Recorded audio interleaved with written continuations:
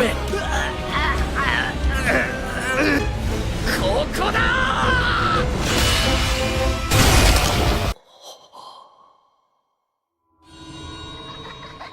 ー。だ。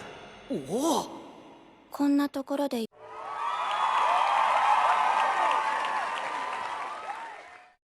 Cerita dimulai dari dilanjutkannya perjalanan Fate dan juga Mine. Fate pun kembali bertanya kepada Mine, di mana apakah Mine benar-benar seorang ward dan bukan glutoni. Setelah diberikan Eren suplai makanan, tapi Mine belum cukup kenyang. Mine beralasan kembali dengan berkata kemarin membakar banyak kalori. Fate pun bilang bahwa kalian sudah membicarakan hal ini sebelumnya. Lalu Mine memberikan makanannya kepada Fate agar tidak marah lagi. Setelah Fate makan, Mine malah langsung tertidur di pangkuan Fate.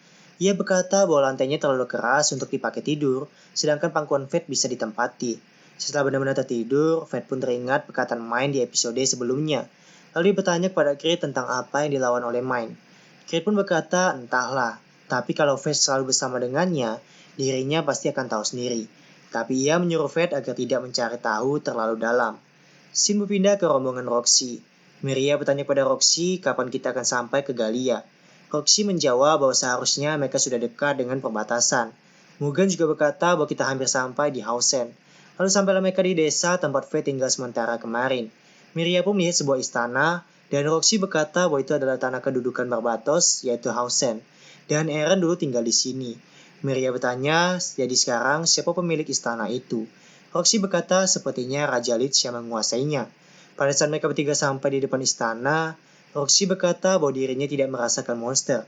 Mugen juga berkata bahwa sepertinya baru saja dibersihkan. Lalu Eren muncul dan menyambut mereka bertiga di istana Hausen. Mugen pun langsung memasang sikap hormat karena ia tidak menyangka bisa bertemu dengan Eren, yaitu kepala keluarga Barbatos, satu dari 5 keluarga besar, serta merupakan ahli pedang bernama Pedang Cahaya. Eren berkata bahwa Roxy sudah tumbuh besar. Ia mengenali Roxy karena dirinya adalah kawan lama Mason dan Aisyah. Dan sebenarnya mereka yang memintanya untuk menamai Roxy saat lahir. Eren juga menjelaskan alasan mengapa dirinya pensiun, yaitu karena hilangnya orang-orang yang seharusnya ia lindungi. Jadi dirinya tidak punya lagi alasan untuk berjuang. Roxy bertanya apakah kau sudah menyingkirkan Raja Lich itu. Eren berkata ia tidak mengalahkannya sendirian, tetapi berkat seseorang yang bertarung di sisinya. Mugen berkata meskipun kalian bertarung bersama, pasti dia ada petarung yang kuat, sehingga bisa mengalahkan makhluk bermahkota. Roxy bertanya tentang siapa nama orang itu, karena dia harus melaporkan pada ibu kota bahwa Raja Lich sudah disingkirkan dari Hausen. Eren berkata bahwa ia tidak bisa memberitahunya, karena Fate meminta Eren buat merahasiakan namanya. Roxy pun mengerti dan meminta maaf atas gangguannya. Eren pun bertanya, apakah kau akan pergi ke Galia? Roxy pun kebingungan, karena Eren bisa mengetahuinya. Eren berkata bahwa ia hanya tahu satu alasan mengapa seorang kesatria muda sepertinya ada di sini. Lalu bertanya apakah Flerik yang menyuruhnya. Roxy menjawab bahwa dirinya sendiri yang menawarkan diri karena ia ingin mewarisi keinginan ayahnya. Eren pun akhirnya mengetahui bahwa Mason telah tiada dan bertanya kepada Roxy apakah ia mau menerima instruksi darinya. Eren akan mengajarinya cara bertarung di Galia. Roxy pun dengan senang hati menerima tawaran tersebut. Selagi Miria dan Mugen serta prajurit lainnya sedang bantu beres-beres, Roxy pun akhirnya dilatih oleh Eren. Eren berkata bahwa ia bisa melihat ajaran Mason dalam gaya pedangnya, dan ia suka dengan cara menatap Roxy. Roxy berkata bahwa ia harus jadi lebih kuat untuk melindungi semua orang. Scene berpindah kembali ke Fate dan Mine yang telah sampai di suatu tempat. Fate bertanya tempat apakah ini. Mine menjawab bahwa itu adalah tempat dirinya dilahirkan. Ia dibawa ke ibu kota kerajaan setelah lahir, jadi ia tak mengingatnya. Lalu Mine menunjukkan sesuatu pada Fate, yaitu seperti sebuah kepompong. Creed berkata bahwa itu adalah Chimera, senjata biologis yang diuji oleh Galia di masa lalu. Pada dasarnya, mereka menjahit monster pada tubuh seseorang. Itu adalah sebuah kegagalan dan seharusnya mereka sudah dihancurkan. Saat Fate identifikasi, terlihat namanya adalah Chimera Haniel, tetapi kemampuannya tidak terbaca. Creed berkata bahwa itu adalah campuran monster yang tidak cukup stabil untuk bisa dibaca. Mine berkata bahwa dia masih dalam fase larva, jadi kita bisa mengalahkannya. Dan selama jiwanya masih utuh, Fate bisa menyerang tubuhnya, tapi itu tak akan mati. Fate berkata, jadi kau ingin aku memakai kemampuan glutoni untuk memakan jiwa? Mine berkata, benar. Kemampuan paling berdosa dan kemampuan dosa mematikan. Setelah itu, Mine langsung bergerak maju dan menghancurkan kepompong itu. Tiba-tiba terlihat sosok wanita bersama Chimera. Fate pun bertanya mengapa ada manusia di dada Chimera itu. dan matanya juga merah seperti dirinya. Mine berkata bahwa dia hanya menakutimu. Kid juga menyuruh Fred agar tidak lihat dia, atau kau takkan bisa bergerak. Mine berkata bahwa itu adalah inti Chimera, dan dia membutuhkan Fred buat membunuhnya. Saat ini, itu hanyalah monster yang memakai kulit manusia. Kalau Fred terus-terusan naif, dia akan mati. Chimera pun mulai melancarkan serangannya yang sangat kuat. Fred pun berniat buat mengeluarkan sabit besar, tapi Kid berkata bahwa serangan sihir ini menyerang secara tidak langsung dengan lava. Sabit besar takkan bisa memotongnya. Mine pun akhirnya mengeluarkan serangannya yang sangat kuat hingga menghentikan lava dan mampu menyerang Chimera. Lalu menyuruh Fred buat berpencar.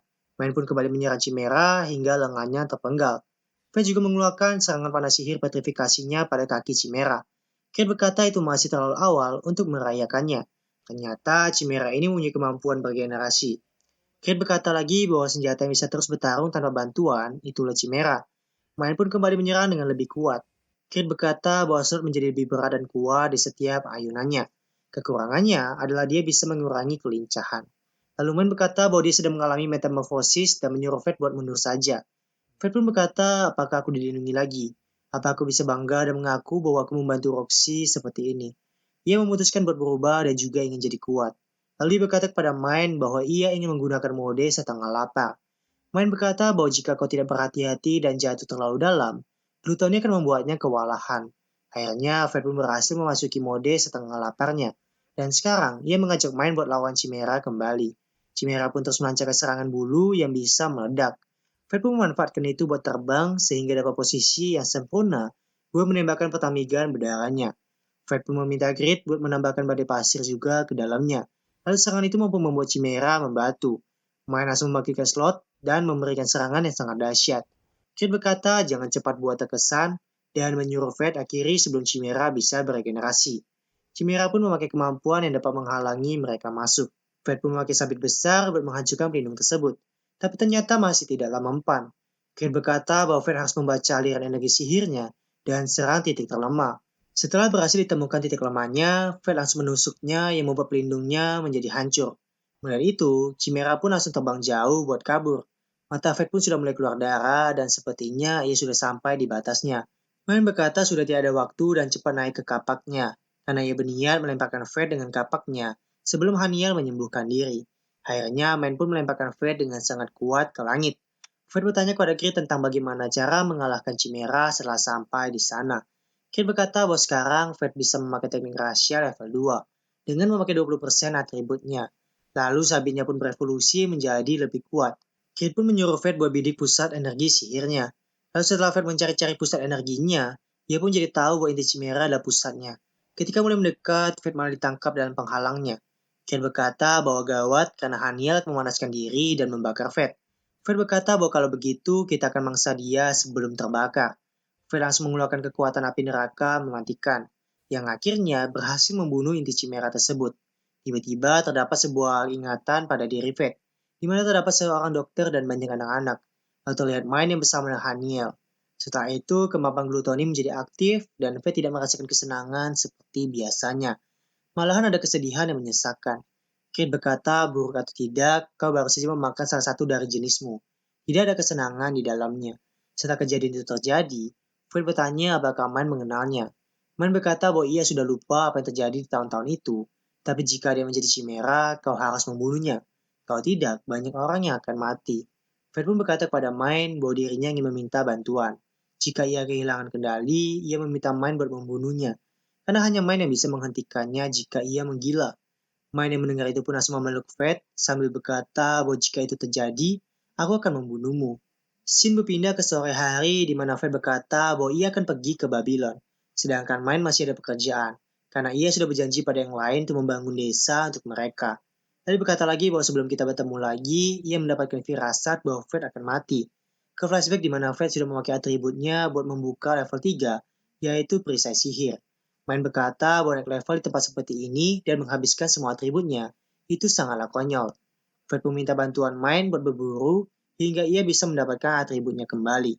Scene berpindah ke Fred yang sudah sampai di Babylon, yaitu benteng antara kerajaan dan Galia, kota penjaga Babylon. Dindingnya yang terbuat dari adamantin telah bertahan selama ribuan tahun, menahan serangan monster Galia. Kid berkata pada Fred bahwa hanya ada gerbang utara di Babylon, karena Galia ada di selatan. Untuk apa membuat gerbang di sana? Karena itu bisa jadi celah untuk masuknya monster. Fred berkata sepertinya kau tahu banyak tentang tempat ini. Kate berkata, iya, sebentar bersama pemiliknya sebelumnya. Fred bertanya, berarti kalau dia bisa memakai grid, apa dia juga punya kemampuan dosa mematikan? Kate berkata, iya, tapi dia mati dan meninggalkanku.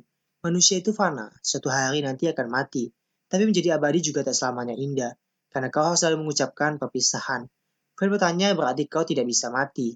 Kate berkata bahwa senjata dosa berat tak bisa dihancurkan. Saat Fred sudah masuk ke kota Babylon, di sana ternyata ada pemberitahuan bahwa pemimpin baru Babel telah datang dari ibu kota kerajaan. Di sana terlihat Roxy yang juga sudah sampai di sana. Lalu Fred merasakan sesuatu dari belakangnya, di mana ternyata terdapat seorang wanita yang berkata bahwa Roxy akan mati di sini.